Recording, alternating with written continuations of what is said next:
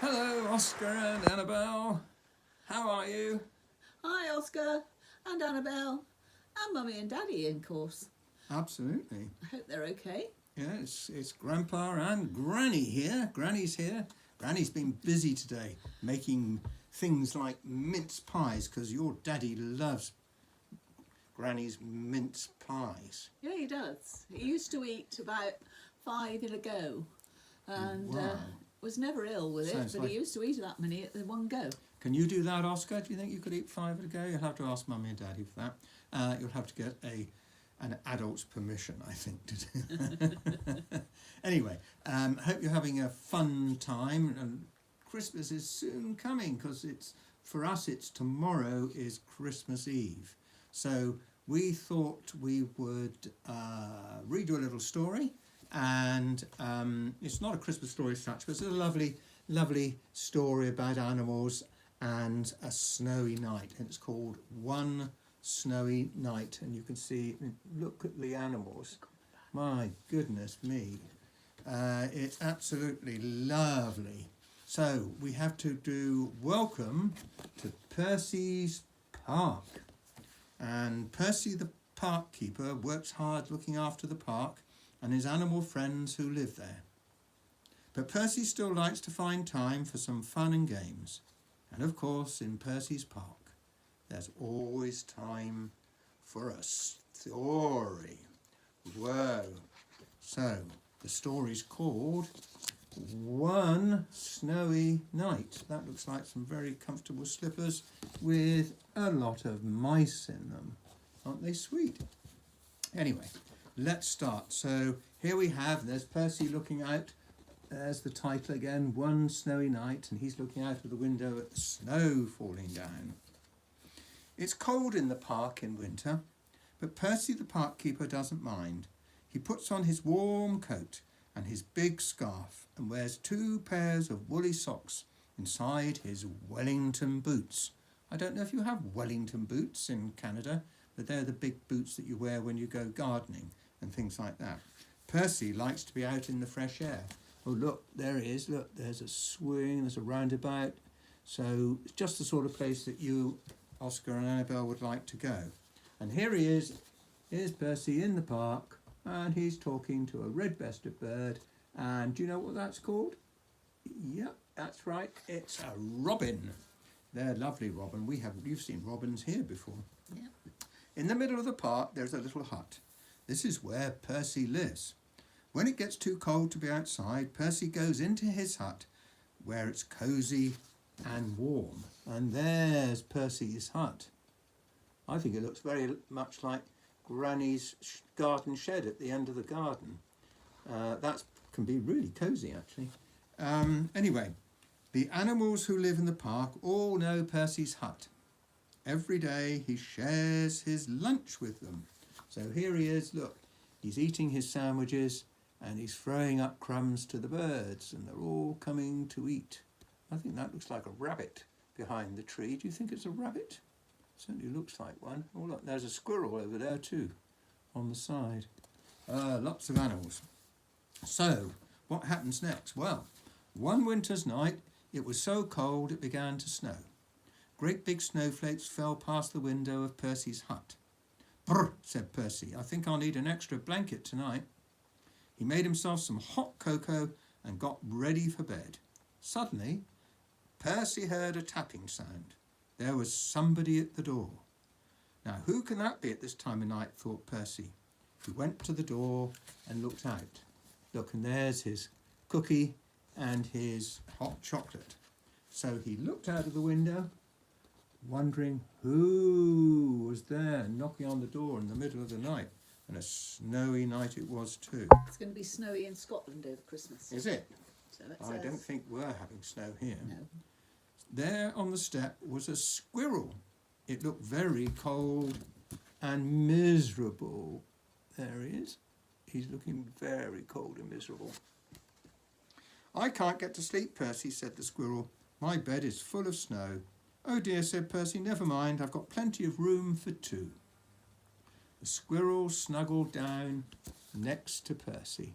There they are, all sharing the bed. Ah dear, and soon began to feel warm. Knock, knock. It was the door again. Who can that be, thought Percy. Well, who was it, I wonder? Let's have a look. Standing outside were two shivering rabbits. Look, they look absolutely cold, don't they? It's freezing, said one rabbit. We're frozen, said the other. You poor thing, said Percy. Come in and warm up. The rabbit squeezed into the bed next to Percy and the squirrel. There wasn't much room. Could you face the other way? Percy asked. At the squirrel, your tail is tickling my nose. Knock, knock. Oh dear, said Percy. Now there's someone else at the door. It was a fox. Oh, got a lot of snow on him. He looked very cold and hungry. Can I come in too? The fox asked. Percy scratched his head and thought for a minute. Well, if you promise to behave, he said. I promise, said the fox. And he squeezed into bed next to all the other animals. Bump! Oops! The squirrel fell out. Who did that? Asked the squirrel crossly. Look, there's the squirrel, fallen out on the floor. Oh dear. Got a big bushy tail, hasn't he? Squirrels do. Squirrels do. Knock, knock, knock. Good gracious, said Percy. It's the door again. This time Percy had quite a surprise. There on the step were a badger, 2 ducks, a hedgehog, and a whole family of mice. They all wanted a bed for the night. There we are, look. Can you see them, Annabelle? Look at the little mice down at the bottom. Aren't they sweet? And the hedgehog, and the ducks, and the badger.